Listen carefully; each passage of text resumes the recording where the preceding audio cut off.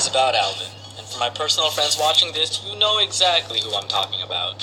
So Alvin was my best friend back in grade 6. I recently moved to a new school like 2 months into the year, and coincidentally, this other kid, Alvin, also moved in around the same time I did. We got put into the same classroom, but I guess no one told them because there weren't enough desks to accommodate the 2 new students. So for their temporary solution, they made us share one desk.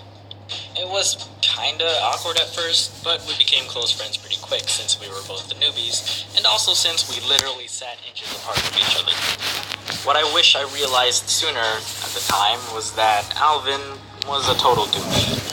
I mean, we shared common interests like anime, video games, and whatever, but Alvin, he had problems. He had a really sick and perverted sense of humor for his age. He had this chronic thirst for stealing, and he was uncomfortably really touchy-feely without realizing it. There was one time we had to do a project and needed to work in pairs.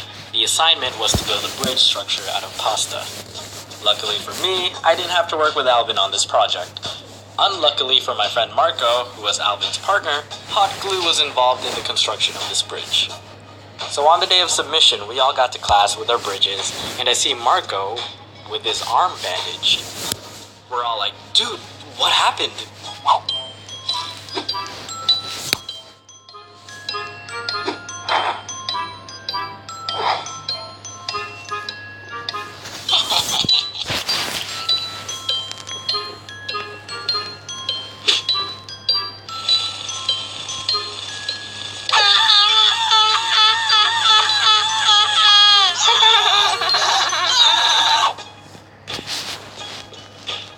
Worst part of it was that after it happened, all Alvin did was give Marco a band-aid, which was like 1/4 the size of the actual burn. And now Marco has a scar on his arm to remind him not to be around Alvin when hot glue is in the vicinity. Alvin was a straight-up thief. One time when Yu-Gi-Oh was like the biggest fad in my school, one of my friends reported to us that he lost his Blue Eyes White Dragon. And for a kid, that was like losing $1,000. A couple of days later, Alvin invited me to hang out at his house. And what do I spot on a shelf in his living room? The Bude. And I knew Alvin was not an avid Yu-Gi-Oh player, and if he was, this dragon would be safely tucked away in a deck and not casually chilling beside a potted plant. Oh hey, you have a Blue Eyes? Oh, I've had that for a while now, he said. No, you didn't. During our friendship, Alvin discovered my knack for art and saw that I drew pretty often and kept all of my drawings in a folder in my desk. He had shown repeated interest in said drawings and often asked to see them.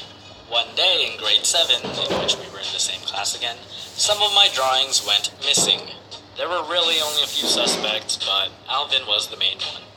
On a later day, we had PE, and afterwards I noticed someone was missing in the change room. When the rest of us made our way back to the classroom, guess who was already there? And once I sat back down on my desk, guess what of more I was missing? I knew it was him. All of the clues pointed to him. I never found those drawings again, but every bone in my skeletal system believed it was